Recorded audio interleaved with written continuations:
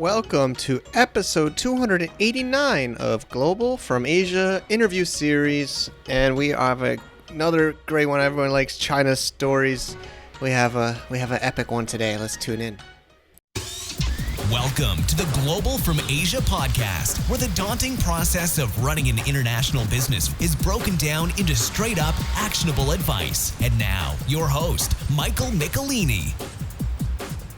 Did somebody say I was going to Manila and that a volcano would erupt upon arrival? Well, that's what happened to me just about a week ago. I mean, this show, the previous show was already going online when it happened last Sunday. About an hour away from Manila, a volcano decided to erupt. I remember being over to Tagaytay back in my earlier days in Manila in 2009, 2010. I remember taking a trip with a friend, Mike Mo, over there and seeing it, and he's like, this volcano hasn't erupted in so long, it's dormant. I remember everybody saying it's dormant. Well, this volcano is not dormant, okay? I've been choking on ash.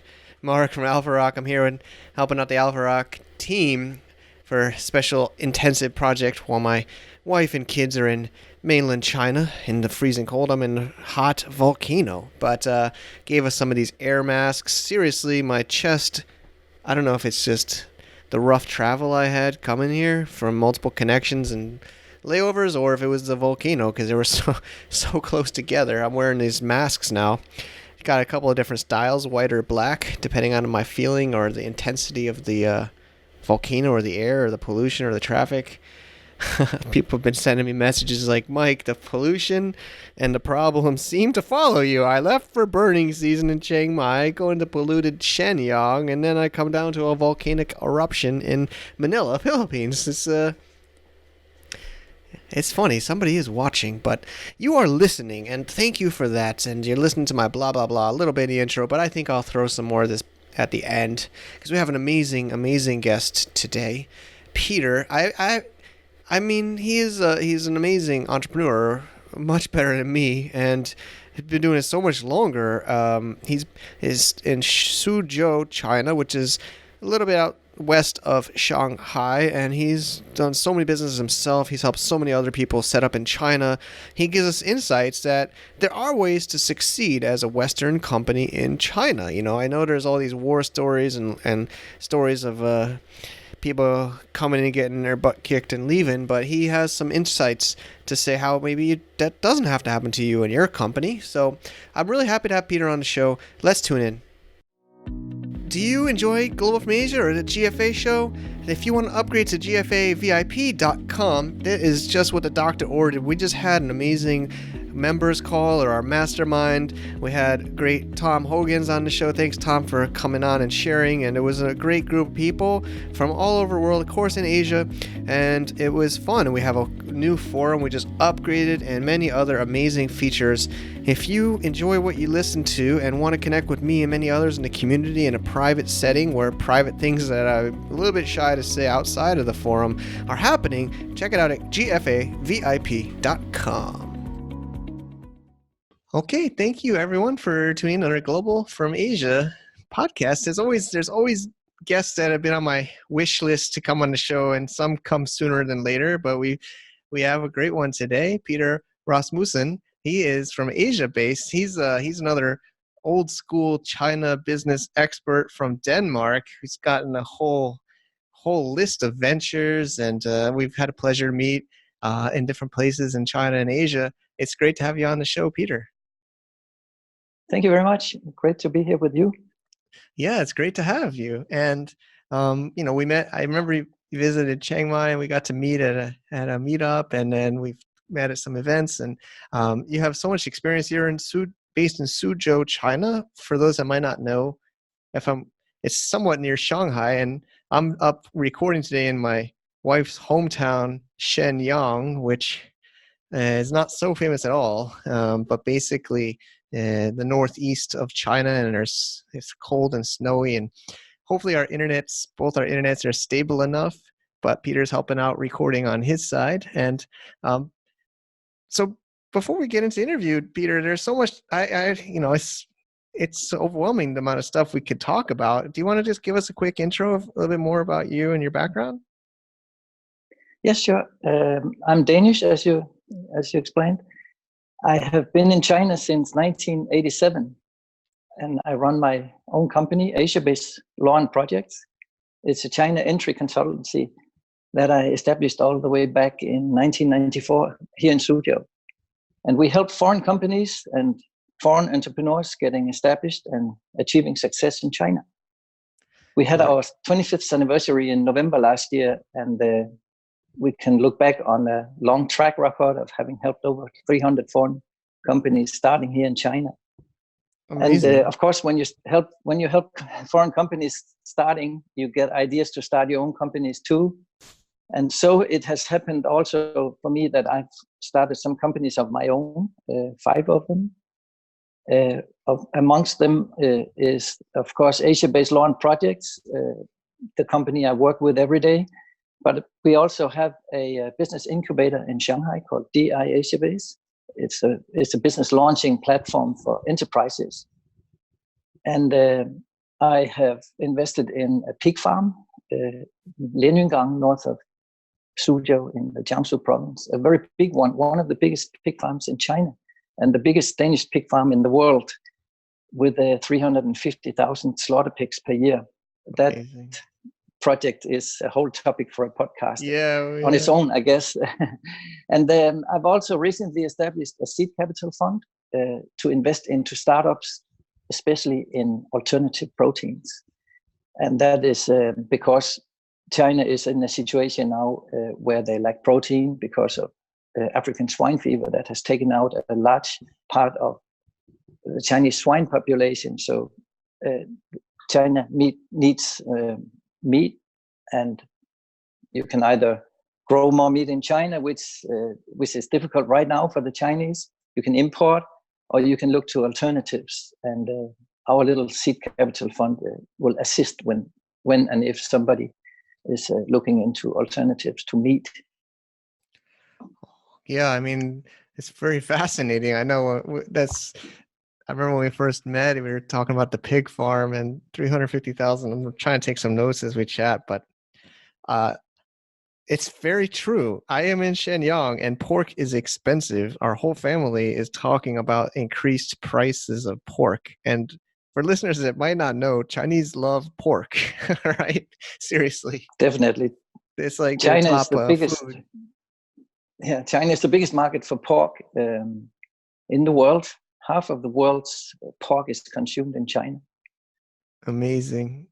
So yeah, I mean, I think it's a good place for you and your platform to be. Especially food and foreigners. A lot of times, like, are stubborn, and we want to do like industries in China that Chinese either don't allow or we can't compete as a foreigner, right? But I think food is a great industry in China for foreigners, right? It is, and it's a place where there's actually space for us to succeed. It's been hard, or it has become hard to succeed competing with the Chinese in tech. Tech is a sexy industry for foreign investors. Yeah. Farming is not. Pig farming is not very sexy, and as such, it has been overlooked by a lot of people and investors in China. But it is an area where China lags behind the West in efficiency, and therefore there's with Western efficiency in the Chinese market, with the Chinese price level, it's possible to make profits in China, especially now when the price is so high. The price has almost doubled over the last 12 months. I think it is. Yeah, I mean, I'm based in Thailand or in Southeast Asia now more, and yeah, we came back. We've been here for a while, and my wife's been talking about it, and the family's talking about it. It's true, but I think that usually the not sexy industries are the ones that are where the money is, as you seem to be saying today, and it's something we learn also with Amazon selling online for listeners. Sometimes everybody wants to do the cool new iPhone accessory or the cool new product, but the boring stuff is usually where the money is. Seems like in most industries. It is So, definitely. so there's so much I can talk about. So let's start with first business. 1980. Well, first, how'd you get to China in 1987? I think I'm sure listeners are wondering. Yes, it's a long story, but I'll give you a Yeah, short version of it. yeah, I can imagine. I've always been an entrepreneur. I started my first startup when I was only 6 years old, a little waste paper collection company that I ran under guidance from my father. And if we fast forward, in 87, I took a bachelor's degree in engineering, in electrical engineering from University of South Denmark. And right upon graduation, I received a money prize for my final project. It was a prize for an invention, actually. So there was a little amount of money there that I could use on further studies. And at the same time, I chaired a very, very big project in our school. It was construction of the first solar-powered car in the world, actually, or one of the first cars in the first batch of solar-powered cars in the world. It was back then where we hadn't seen even electrical cars on the streets anywhere. But in Australia, they decided to set up a race for solar-powered cars.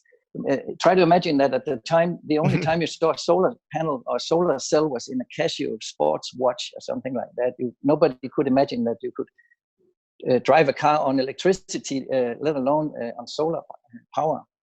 But I built, together with a team of students in the university, a very nice solar-powered car, and we got it sailed on a boat to Australia. It took 7 weeks at the time. And I used those 7 weeks to travel, and we had freedom.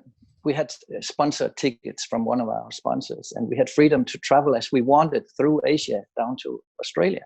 And I chose China at a time when, if you looked at a satellite map of China in the evening, you would probably not see more lights than you would see if you look at a map of North Korea today. China was not very developed back then in 1987. But I visited, and I visited, amongst others, this experimental capitalist laboratory called Shenzhen. It was an area at the time that was fenced off in barbed wire and with checkpoints where you could get in and out by showing your passport. But once inside this laboratory where they could experiment with capitalism, you saw a freedom, and you also felt that China was ready to boom, not only inside these experimental laboratories, that was what they called special economic zones, but even also outside of these. And I wrote a letter home to my father. I said, I'm in China, and it seems to be the place to be the next 25 years.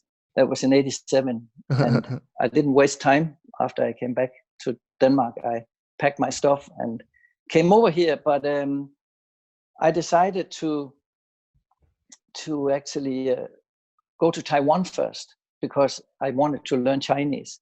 The reason was that there was a Danish company who wanted to employ me as a chief representative in China, but they demanded that I spoke Chinese. So that was my push. So I did then get a job for this company after I've learned Chinese for a year in Taiwan. And I worked first of all with selling for them in China and in Taiwan, but later also to establish their first factory here in mainland China. Maybe I should say that when we competed in Australia against the car makers with our solar car, Ford and General Motors, Mercedes, Mitsubishi, and others. And we actually did really well. We beat companies like Mitsubishi and Mercedes. We even beat MIT also in that race. Wow. That was a fun thing to start out with in a career out here. Yeah, there's so much to pick up from that and ask, but one I have is, you're not the first one that I've talked to that's these old school China hands that's spent time in Taiwan for a while and then came in. Is that, I guess, why? Maybe just generally why, or what's the reason? Because it feels like I've talked to a lot of people like you that have been here for in the 80s and 90s, and they were in Taiwan a lot, and then came. What's the reason for that? Was there more industry there, more things, or the visa, or what? Actually, I think we all wanted China actually, but learning Chinese in mainland China at the time was not easy. It was not that long after the Cultural Revolution, and there was still a hesitance to speak English with foreigners, and there weren't many at all who wanted to communicate with us. So Taiwan was the place. I learned that before I came, even from other foreigners having been here and learned the language. They said, go to Taipei, to Mandarin Training Center in National Normal Taiwan University. That's where you learn the language. Okay. And so I did. And I met a lot of other foreigners there, of course, wanting to learn Chinese, but all with the same goal of actually somehow trying to make a career here in the mainland. Interesting. Thanks for sharing. Yeah, because I mean, I've definitely had some other great I wish I could have recorded a lot of these conversations I've had with people in China so early, but it's great that you can help clarify that, because I've heard that a lot. So that was why. Let's move to your first business in China. You said 94 in Suzhou. I already told you I was hired by a Danish company as a chief representative, Danfoss, in the beginning. And for them, I had the task of establishing a company in China. At the same time, they also told me that with a bachelor's degree in engineering, I wouldn't qualify as a general manager of a subsidiary company of this foreign company. It's a company called Danfoss. And they said to me, if I would want to also manage the company I was establishing, I would have to take an MBA or something like that. It was before the internet, actually, and I didn't want to take a distance learning MBA. I thought that wouldn't be me to do such a thing. To do such a thing, so I did it the hard way. I got admitted to National Taiwan University, where I studied MBA for 2 years, full time in Chinese. And at the same time, I was to establish this company for Danfoss in China. Danfoss wanted the company established, and the school didn't want me to have a job besides the studies. And I was actually called in by the dean to her office and told that it was either the school or the company. And I didn't want to give up either. And I got this good idea that I could maybe merge the two. So I got permission from Danfoss to take this entire establishment project in China into the business school in Taipei. And the school accepted. So for a couple of years, we turned that school upside down with Danfoss projects.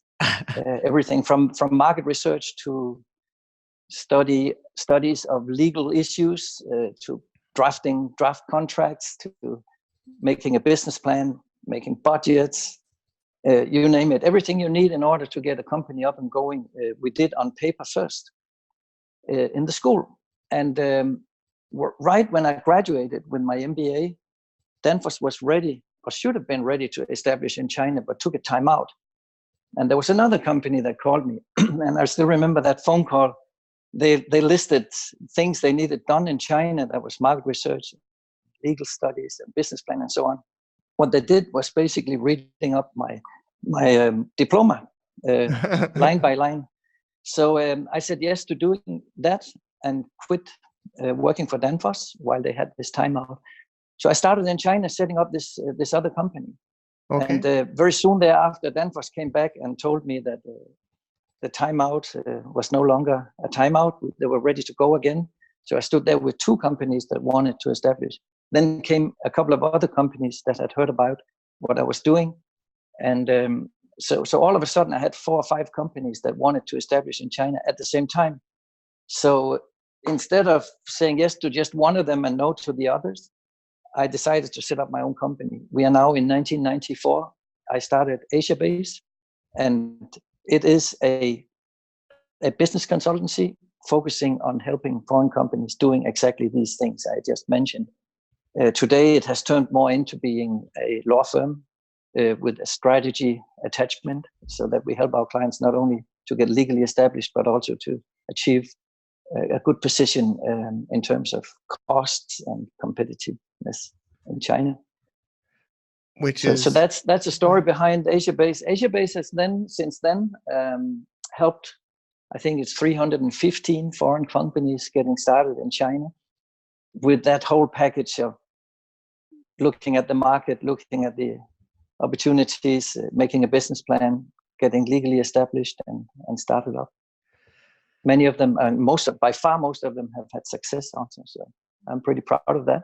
That's great. And in that process, of course, then I learned also how to do it and set up a couple of companies on my own, as I mentioned earlier. It's great. I mean, I think probably listeners are wondering, how can they replicate this, or what industries? Maybe is it an industry thing, or is it what would you say would be you've seen most succeed, some not succeed?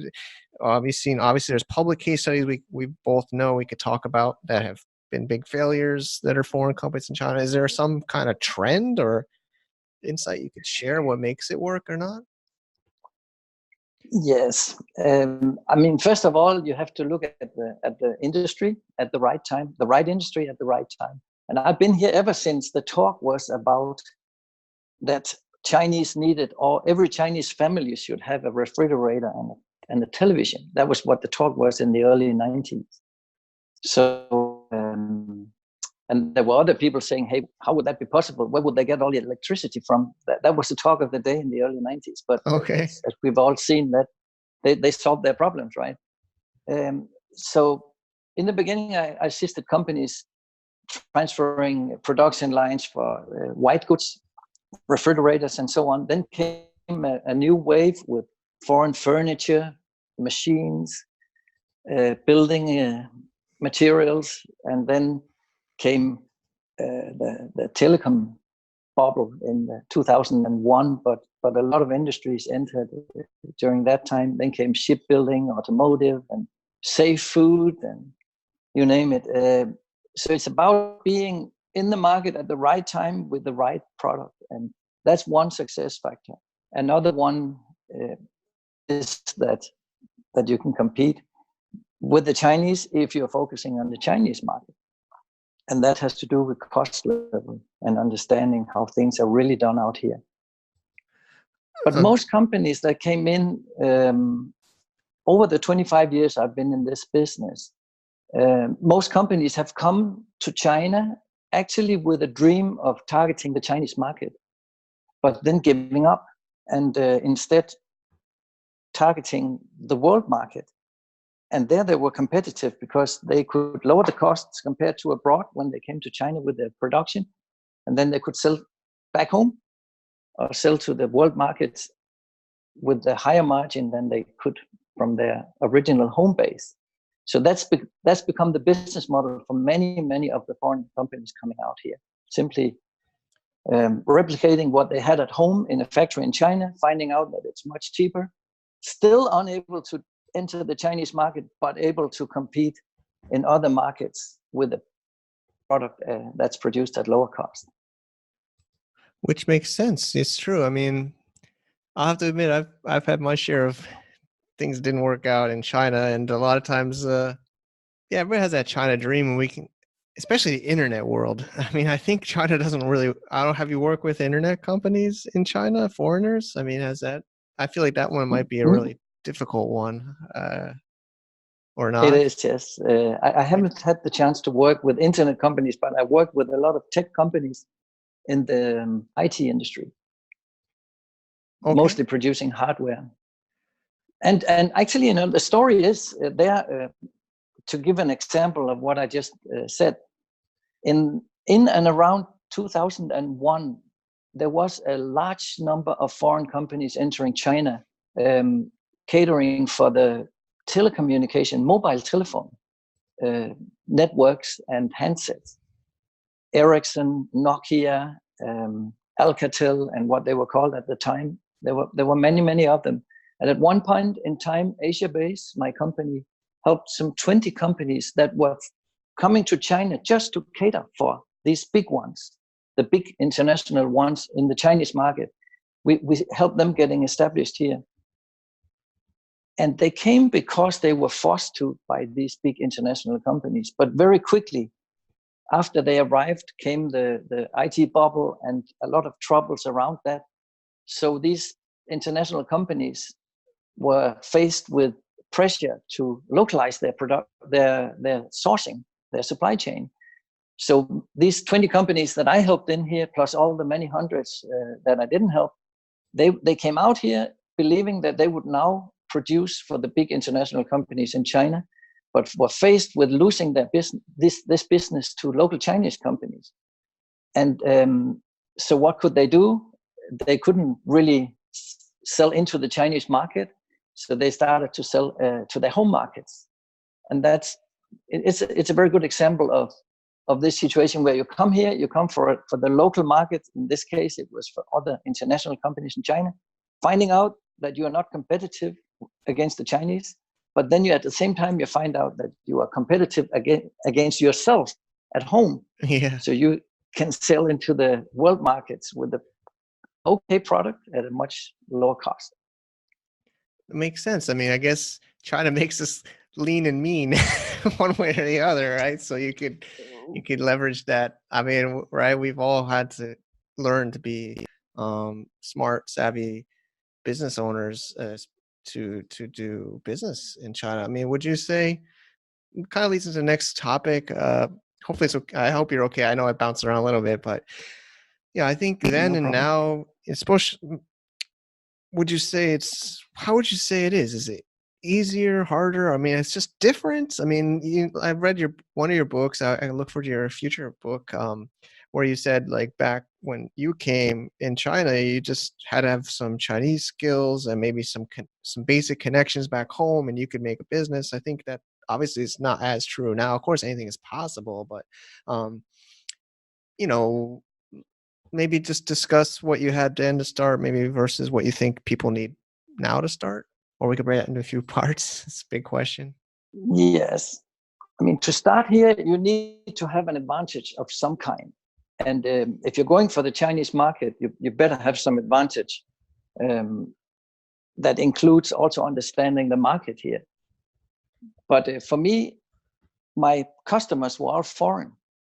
So I quickly established myself as the saying goes, in the land of the blind, the one-eyed man is king. I was this foreigner out here who had already set up a couple of companies, first for Danfoss as a job, while I was also studying, but later also for other companies. And then also being able to speak Chinese. After all, at that time, there weren't many Chinese speaking English, so we had, us who wanted to do something out here, we had to learn the language.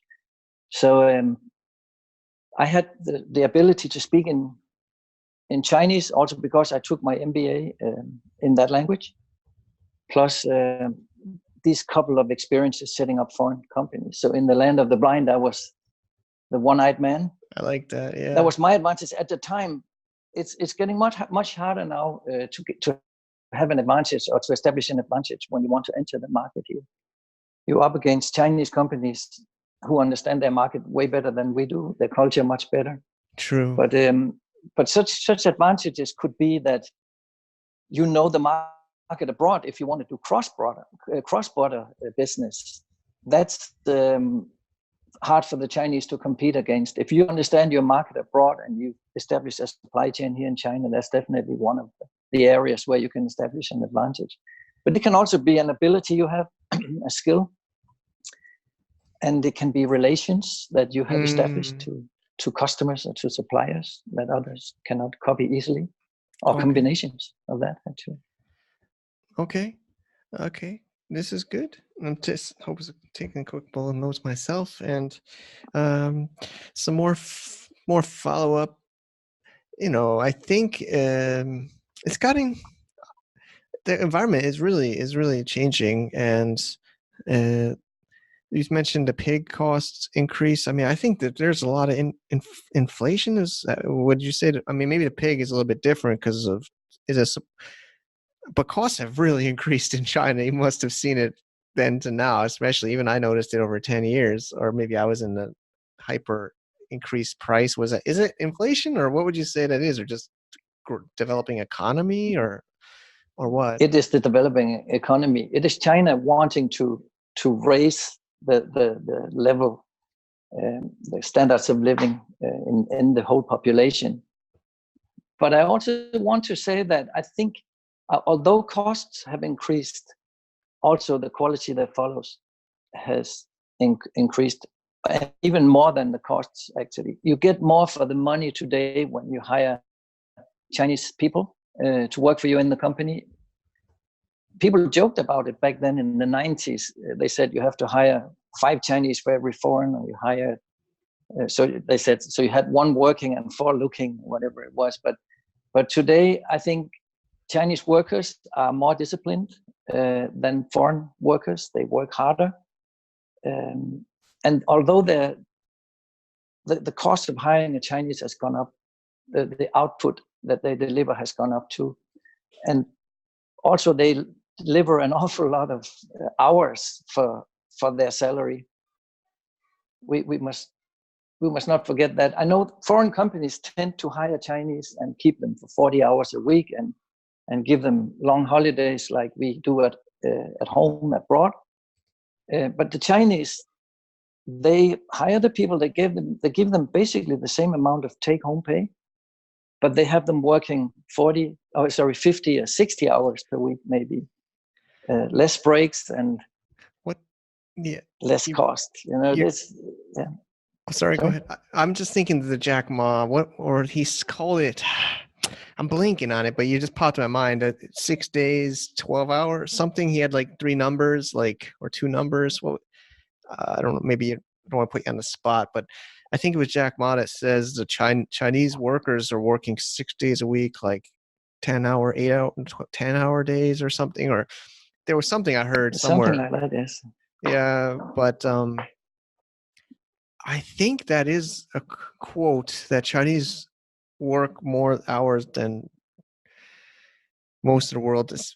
I don't want to disrespect Europeans. I don't want to be this American just bundling all Europeans as one. I think Northern, like where you're from, Danish are harder worker, but I feel like Europe has didn't they reduce the amount of hours, or maybe that's Spain or some countries? I'm not sure. But, right. It's the Western Denmark, world wants to work too, less, sure. Yeah. and they're complaining that China's growing so fast. But you can say what you want as a person about China, but they work hard, and they'll do whatever it takes. I mean, look at any Chinatown around the world. You'll see this Chinatown. They're waking up at 5 a.m., taking fish from the markets, selling, look anywhere. Look at the Chinese restaurants, fast food, at least in America. And these people work day and night, for whatever it takes. So, right. And they take pride in it too. Yeah. So, and I mean, to compare let's say Chinese worker today needs 5,000 RMB or $800 to take home every month. They don't mind working 60 hours for their $800, but they mind having less than $800. And I think basically foreign companies, they haven't really understood that this is how it works. Give them that salary that they need to take home to make sure that they can feed a family and have a life. But then again, their time is not valued as high as we value our time. So they're able and willing to give more hours, and the whole family system supports that. It's one way that Chinese companies get more competitive than foreign companies in China. It is simply that they squeeze out more hours of every employee while still paying them the same amount. Okay. Or less even. I would agree with that. So then I think that's the hard part. I'll speak for myself. I think a lot of listeners are, we have a lot of Westerners come to China and try to apply our Western mindset of the 9 to 5, 8 hours, 1 hour lunch, go home, don't work, but you can't, right? I think you probably seen to teach that or, practice that in your agency, your company with your clients, I'm sure, but you can't just use your same model and business model into China, right? Like you're just saying, you have to have the team work extra hours, maybe even 6 days a week, even though but how would you handle that if you have a European office and then a Chinese office? They're working the 5 hours, 7 hour days or 6 hour days in It's a Europe. choice. Yeah, it's a choice you have, whether you want to do it the Chinese way or doing it the foreign way. But it's a fact that we are losing out to Chinese companies when it comes to cost competitiveness. And we can either just say, hey, let go, and that's it. Then we can compete at home in our home markets, as long as that lasts. Or we can actually try to see how are things done here, and try still in a way where we pay attention to corporate social responsibility, where we don't misuse and exploit people in a bad way, but try to simply accept that we are in China for the good and for the better and for the bad, and try to do as the Chinese. I would say, if you want to be cost competitive in China in the long run, there's almost no way around also learning how to structure the cost structure in a company. And that includes how you pay your people and for how many hours. But if you're here and you can, if you have the freedom to choose not to compete against the Chinese in China, then it's fine to do it the European way. That's what we see most companies are doing. And actually, that's also their biggest problem going forward. It used to be so that foreign companies could compete because of novelty, because they were foreign. I don't know if you remember when you first came here, if a product was imported, it was good by definition, even if it was made in a joint venture. Yeah. And if it was locally produced, the Chinese didn't look at it as being as good. I think that is changing. And I think it's changing in a way so that when a product is imported, in the minds of the Chinese, that is attached with some feeling of that product being too expensive. There's too much waste around it. Foreign companies, they waste, especially when it comes to overheads in their factories and in their businesses. And the Chinese, they know that, after all. They know the difference between the Chinese and the foreign product is that materials are almost the same, right? And craftsmanship is comparable right now. But they know that foreign companies, they come in with overheads that are way higher than the Chinese. Actually, I would say most foreign companies, they operate at way too high costs in China. Agreed. And therefore, it's hard to compete in the Chinese market. Yeah. Right now, as I've said again and again, it's easy to compete against your own home base abroad, because when you are here, it's cheaper, after all, to produce in China, and therefore you have a cost advantage selling abroad. But you are somehow caught in the middle. Do you get what I mean? You are cheaper than producing in your home base, but you are more expensive than Chinese companies producing a comparable product. So where does it go from there if the Chinese, they start to compete abroad with their products, which is actually happening big scale? It's getting harder to compete against the Chinese. And one of the things we have to look at is, how do they do it? How do they get this cost structure that allows them to do that? And I mean, there's one thing you can't ignore fully, and that is the way they pay their people.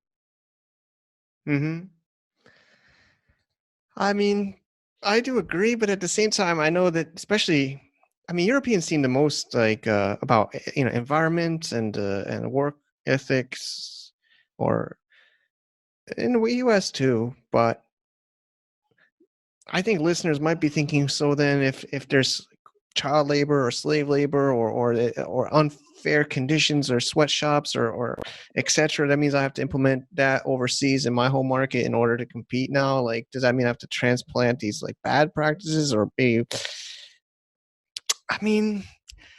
they're, and then, but at the same time, I know that there's the argument of the U.S. used to do not bad, has to do, was New York City used to be very when it was developing, right? My grandfather came there I'm sure it was much bad conditions there as a growth rate. And then China would say, well, we have to grow, so we have to kind of, but there's cleaning up. Like we've talked about this on previous shows, in the factories, the Chinese government has really pushed these factories to be much cleaner. The air is much cleaner, pretty fast. But I guess I'm sure there's some people listening, even me, is like, okay, so they work 6 days. What if they work 7 days a week, 12 hours a day? Does it mean everybody in the world has to work 7 days a week, 12 hours a day to compete? I mean, I guess it's a weird way to think, 6 days or 10 hours, but it's true. Like the West is falling behind, and I guess they have to just do what China does to compete globally in the future. I mean, you don't have to copy bad things from China, but it's a definition of whether working 60 hours a week, is that a bad thing? I'm from Denmark, and we are drilling oil in the North Sea. I had a lot of friends when I was younger who worked on the oil drilling platforms in the North Sea. Oil, yeah. And I compare that with Chinese workers. A lot of them are coming from rural areas to the cities. They work in the factories. What should they do when they don't work, right? Compare that to a worker from Denmark working on an oil drilling platform in the middle of the North Sea. If you said to this Danish guy there, we have 40 hours a week, and we have a TV room where you can watch TV, and there's a little room where you can relax. The remaining time, you wouldn't get anyone to work there. They want to work when they're on the oil drilling platforms. And I think for the Chinese, it's the same thing. You see it on the construction sites when they build the high rises. Yeah, people are there to work. They're not there to enjoy life. Yeah. So does that mean that we don't treat them well if they work 60 hours a week, or do we actually give them what they want? They want to earn money. They want to provide for their family, and as much as they can. Great. You talked about other things.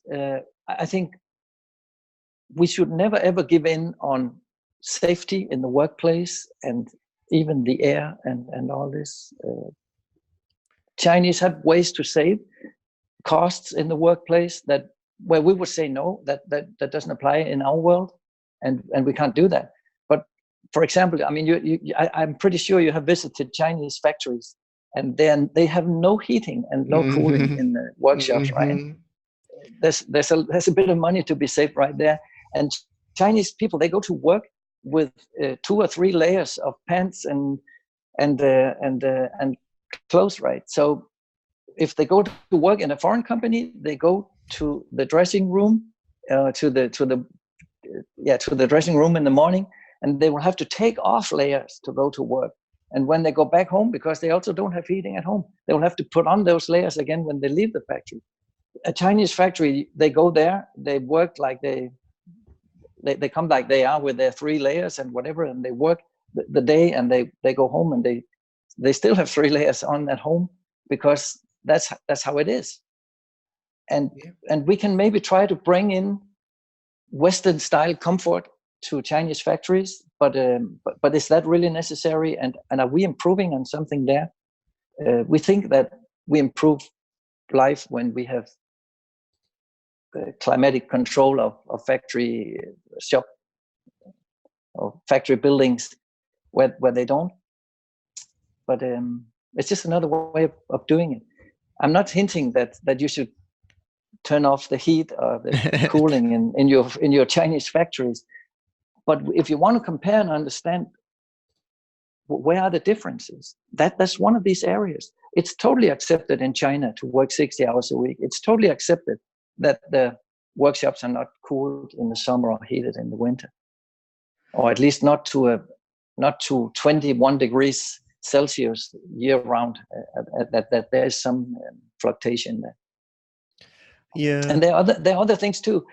I mean, we come in here with foreign managers that have children that go to international school, which is very expensive. The Chinese, they barely have English-speaking capacity. When you go to visit the Chinese factory, you will find very often that they have 1 or 2 people speaking English. That would be the girl in the export department, Mrs. Lin or Mrs. Wang or Mrs. Chen.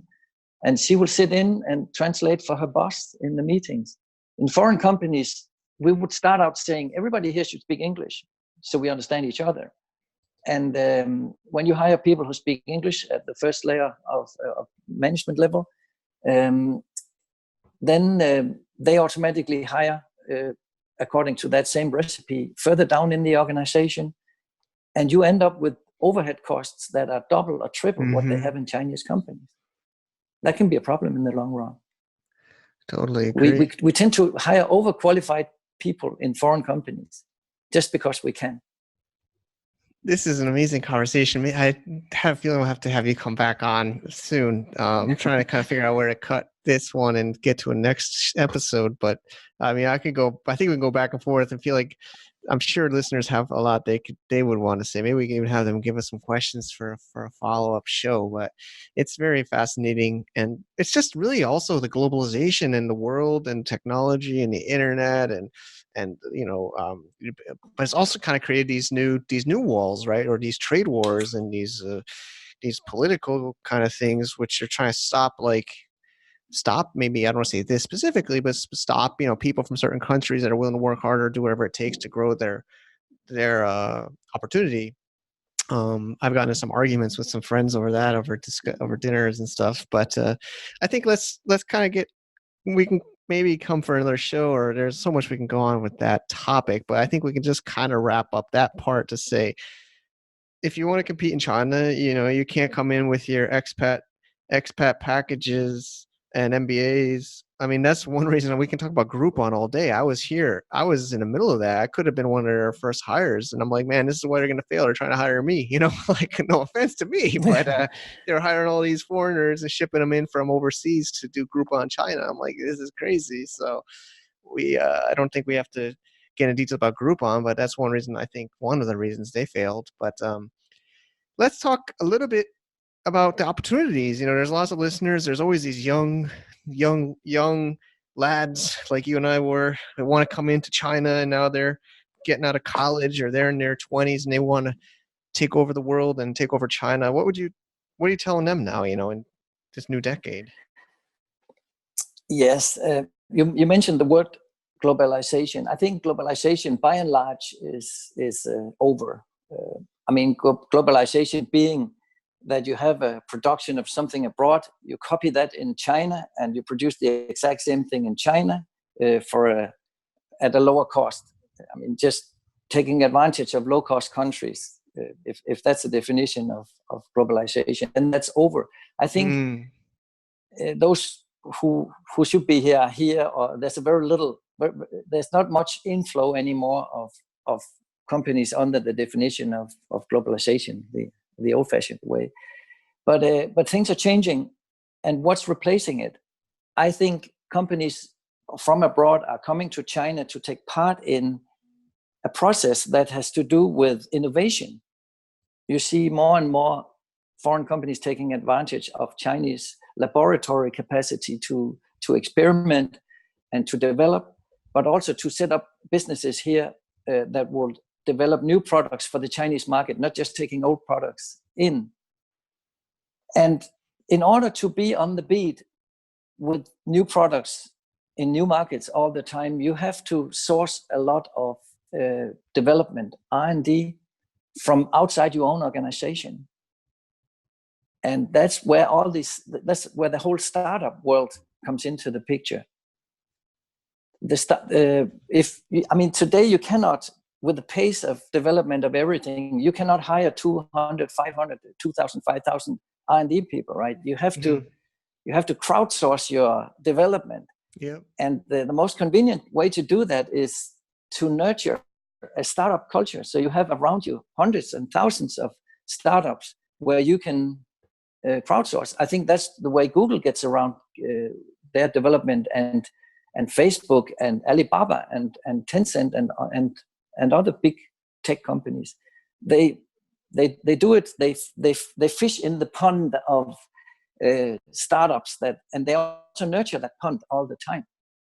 And there's a corner of that pond here in China that allows for foreigners to be part of that. But it's hard to be a foreign entrepreneur coming into China and establishing here. But the areas where there is something is intelligent hardware. It is in IoT, especially in healthcare, maybe, and high tech farming and agriculture. That's where I have my own business. Safe food and so on. Alternative proteins, as I mentioned. So there's still opportunities for high tech startups, also where there's foreigners participating or even leading. But this being said, I think that we don't have a population of foreign entrepreneurs in China that matches. I mean, take a cross section of foreign entrepreneurs in China, and you'll see that they are either students who came here to study Chinese and they want to stay. Yeah. They don't come with a particular tech background, right? They are maybe they could be managers of foreign companies, and they are now asked to go home for reasons of cost saving and so on, or they're dismissed from their positions, or their contracts expire. So they are left over, and they want to find a new job. It's hard to find a job as a foreigner here, so they want a name card with something on it, so they become entrepreneurs. They start their companies, or you can have spouses, simply foreigners marrying a Chinese spouse, and then they end up here. So the cross section of foreign entrepreneurs in China is not equal to a cross section of foreign entrepreneurs in the US or in Denmark, where you would have people from all walks of life, with all levels of tech education and all kinds of backgrounds in actually entrepreneurship, right? So here it's more random, and therefore we don't have a good representation in China of foreign tech companies that are started in China, or even foreign startups that are started in China. Yeah, you make me think of that joke. I think a lot of Chinese make fun of foreigners in China because they say we're the ones that couldn't make it in our home country and had to come here. You've probably heard that. There's some truth to that. I mean, but I've seen the different waves of foreigners. At least when I was down in Shenzhen, I saw this transition. When I first came, I was maybe the new wave, or I was the e-commerce. There was you probably know a lot of those old school trader foreigners that were, I'm trying to think of the correct way, but they didn't have any tech background because they didn't need tech background. They were really just kind of middlemen that could get a factory, and then they had friends or connections back home, and then they could make a phone call on Skype at night to the US or their home country, and then they could make some money in the middle. But that was going away when I started coming here. And but yeah, I feel it's true. There's not, of course, we don't have Silicon Valley entrepreneurs that are in China, and they're in Silicon Valley, or maybe in their home countries in Europe. But there's a lot to say about this topic. It's gonna be a hard one. I don't want to dig in too much, but I would agree. There's not a big enough pool of expats in China. But I think the main summary I would say is, like you said at the beginning of today's discussion, is have some kind of a competitive advantage. Don't just be a foreigner in China, right? Just by being a foreigner in China, you're not going to have an advantage.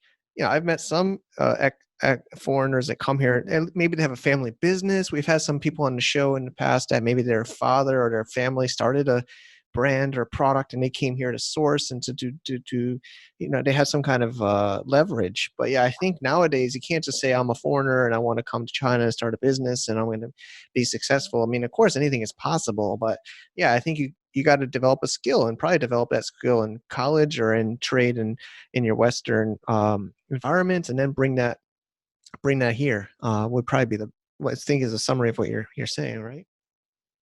Yeah, but you can also exploit your foreignness, so to speak. There are foreigners succeeding here because they're foreigners. You see some restaurant change that it might not be tech, but it's companies retailing food and also in fashion that develop very quickly because they understand the trend. Or they see trends developing outside of China a little before they develop here, and they are on the beat and get in, and they're quick, and they're quick to pull the trigger. to get stuff done in China. So there are examples of foreigners who have made it in China a lot. Actually, I'm just saying that the cross section of foreign entrepreneurs here doesn't really resemble what it is at home. We have way more people here that are entrepreneurs by chance or randomly became entrepreneurs because of other reasons than wanting to be an entrepreneur. Yeah. But those that are here that succeed, they're fantastic. Yeah. You know many of them, and I guess you're one of them yourself. I don't know. I'm go back and forth about my own background. I've survived.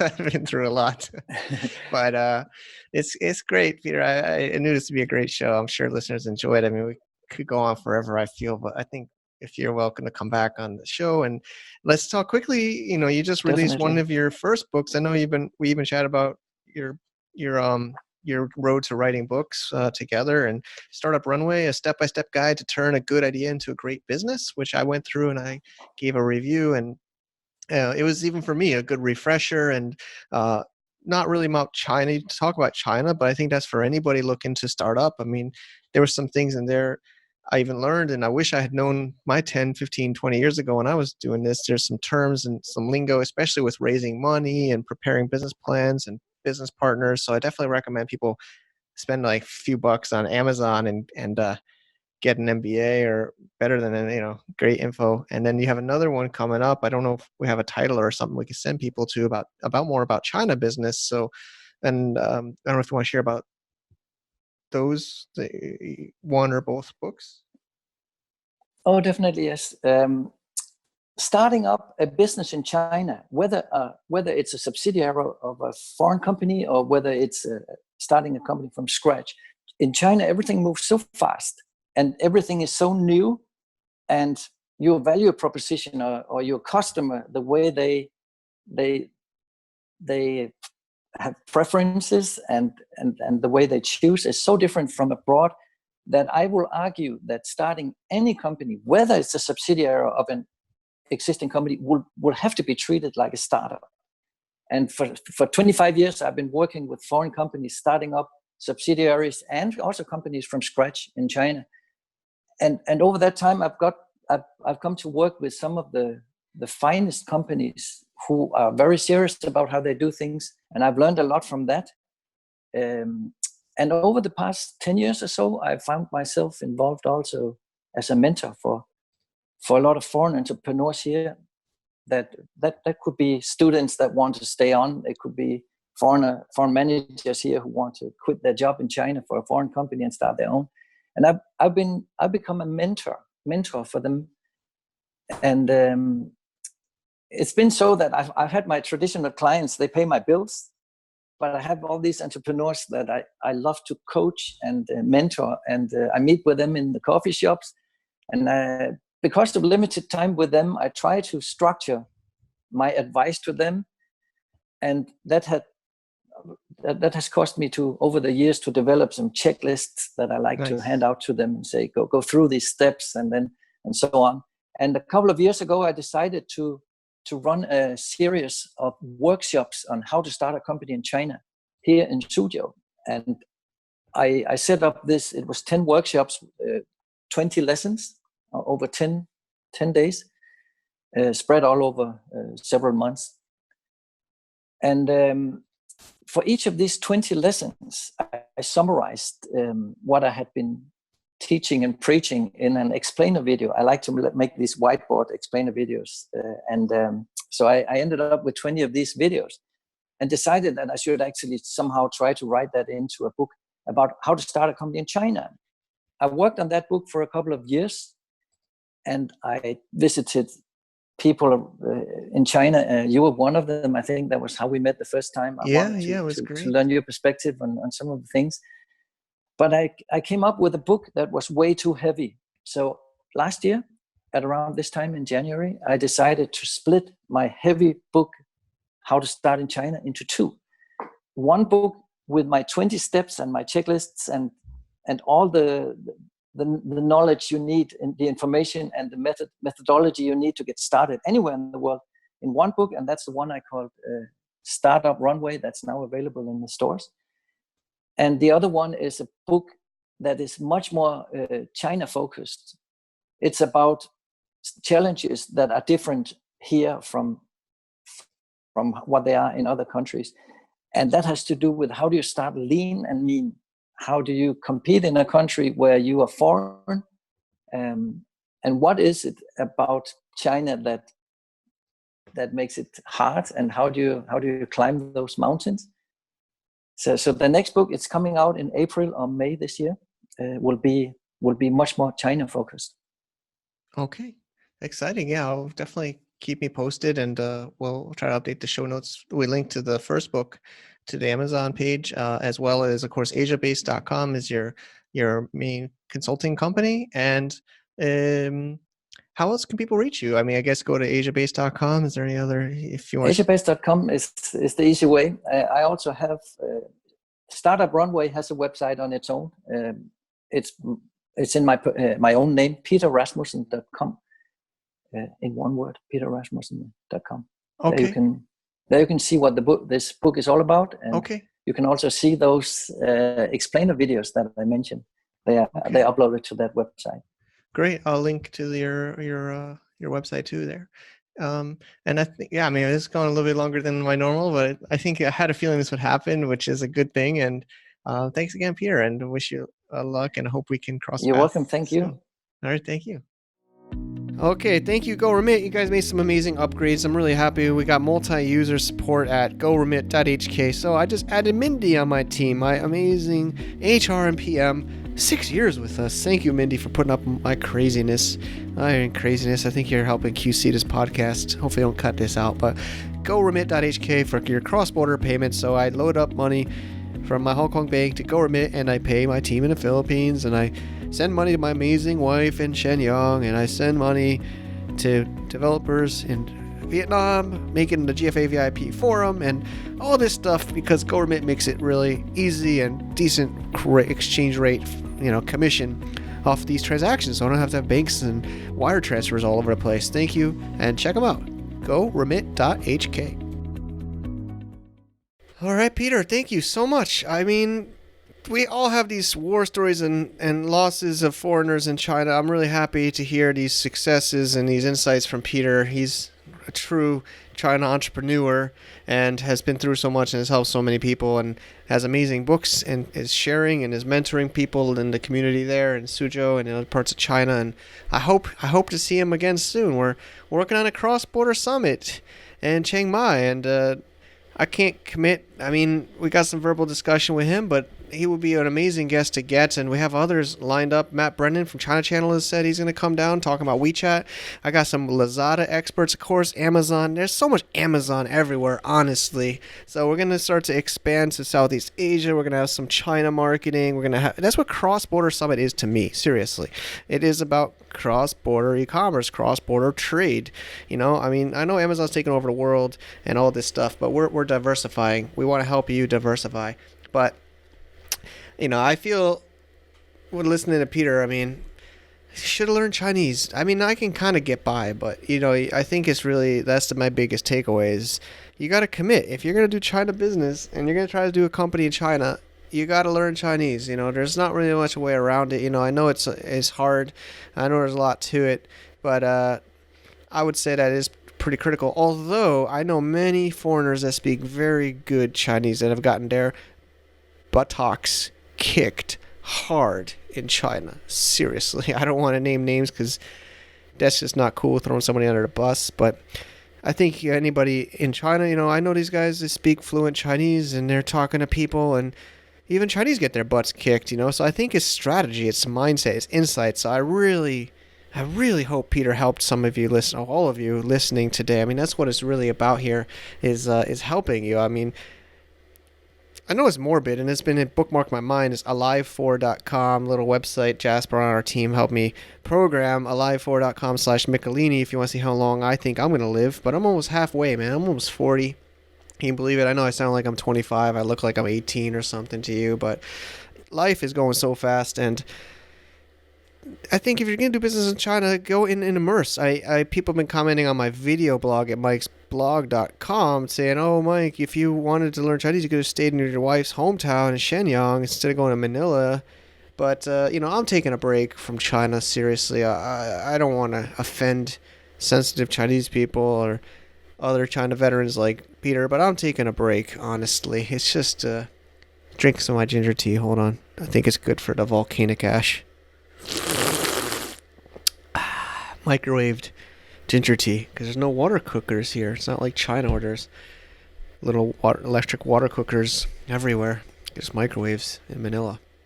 But, I'm taking a break. A lot of people have been asking me. It seems like more and more people just started realizing I'm not in China anymore, like yesterday or something. Somebody's like shocked I'm not there. But I think we got to go where our opportunities are, and I am really excited about Southeast Asia. Of course, I'm a partner here in Alpha Rock, and I willingly came here. I felt like, hey, my wife's there. I know some people said Shanghai or Beijing or Shenzhen, but I wanted to come down here, see if I could add some value. I've been here just for a week, and I've already done some training for the team on Amazon, trying to increase some of our strategies. And there's the studio, the content studio we acquired at Alpha Rock. I'm going to help do some inbound marketing, online internet marketing. Actually, that's my passion, to be honest. So I came down here. This is my strength. I have an amazing team in the Philippines that helps make this amazing show. There's so many people I don't want to even say it because I don't want to leave somebody out. But Alvin, I've mentioned a bunch of times, always is helping us get this show patched all together with my rough words and bleeps. But yeah, we cut the F word. There's some shows we just recorded with the F word from guests, but we cut that out. Ginger tea. I got some Vicks vapor rub too after this shower and vapor rubs. But anyway, I hope you guys enjoyed. I got a lot of insights. Cameron sent me messages that he liked my Uncle Gary. He really gets to understand the American mindset. Although I have to say, I don't think my Uncle Gary is a normal American. He's a special American, or a special human being.